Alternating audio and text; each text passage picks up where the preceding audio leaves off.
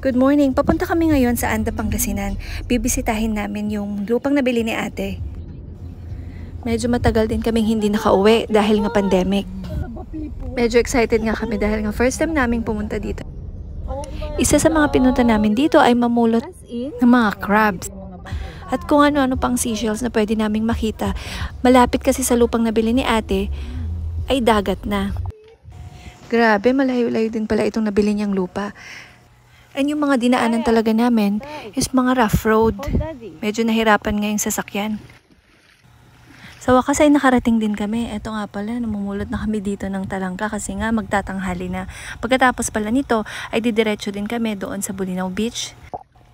Akala ko madali lang mamulot ng clams. Mahirap din pala siya. Tapos yung mga crabs naman ay nagtatago tas nagtatakbuhan. Tiyagaan lang talaga sa pagkuha sa mga ganitong uri ng pagkain. Nalala ko tuloy ng mga kabataan namin. Madalas kaming kumuha ng mga maliliit na clams doon sa tabi ng ilog. Kaya naman kahit mainit ay talaga namang pinagtiyagaan namin nila ate mamulot dito ng mga clams.